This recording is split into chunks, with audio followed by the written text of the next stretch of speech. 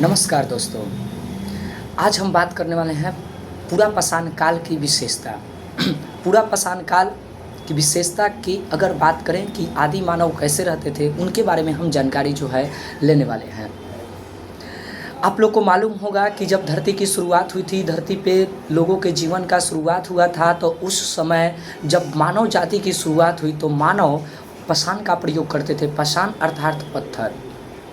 पत्थरों के प्रयोग के माध्यम से उन्होंने आग जलाया और भी तरह तरह के कृषि यंत्रों का आविष्कार किया। लेकिन इस दौरान क्या हुआ और किस तरह से मानव क्रियाकलाप के अध्ययन को जाना जाता है, आज के इस वीडियो में हम जानने वाले हैं। बात करते हैं 1863 ईस्वी की, जब ल्यूबेक के द्वारा मानव क्रियाकलाप को 3 भागों में बांट दिया गया: पाषाण काल, मध्य पाषाण काल और नव पाषाण काल।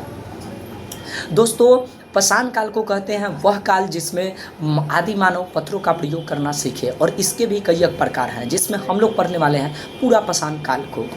दोस्तों, पूरा पाषाण काल की अगर बात करें तो पूरा पाषाण काल में ये मानव की प्रारंभिक अवस्थाओं के बारे में जानकारी देता है। मानव इसमें नग्न अवस्था और बर्बर जीवन, ये पहली विशेषता है मानव की, कि मानव नग्न अवस्था में रहते थे, कोई कपड़े इस तरह के नहीं पहनते थे, है ना, क्योंकि उस समय इन सब चीज़ों से वो बिल्कुल अपरिचित थे। दोस्तों, आखेट करके भोजन करते थे। आखेट कहने का मतलब होता है कि वे शिकार पर आश्रित थे, वे शिकार करते थे और जानवरों को मार करके वो खा लेते थे। इसके साथ साथ कुछ आदि मानव ऐसे थे जिन्होंने फल फूल कंद मूल ये सब खाना प्रारंभ किया, और साथ ही साथ आगे की जीवन की शुरुआत कुछ इस प्रकार से होती है। प्राकृतिक आवास में रहना सीखते हैं।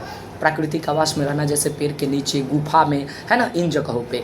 आग से वो बिल्कुल परिचित नहीं थे। प्रारंभिक दौर की अगर बात करें, जब आदि मानव धरती पर थे ना, तो बच्चों वो आग से बिल्कुल परिचित नहीं थे। हिमवर्त का काल माना जाता है इसको। आप ये बेहतरीन तरीक़ा से याद रखिएगा कि इसको हिमवर्त का काल कहा जाता है।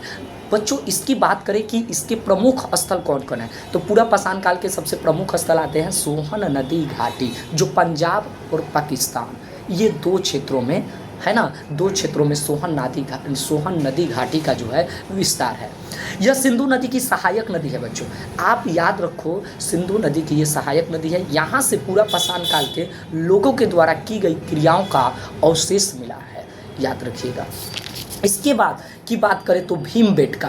भीमबेटका क्या है, तो ये भीमबेटका एक स्थान है जो पूरा पाषाण काल में था। भीमबेटका विंध्याचल पर्वत और मध्य प्रदेश तक फैला हुआ है, और यह ऐसा स्थल है जहाँ से पूरा पाषाण काल, मध्य पाषाण काल और नव पाषाण काल के चित्रकारी का, है ना, साक्ष्य मिला है। यहाँ से चित्रकारी का साक्ष्य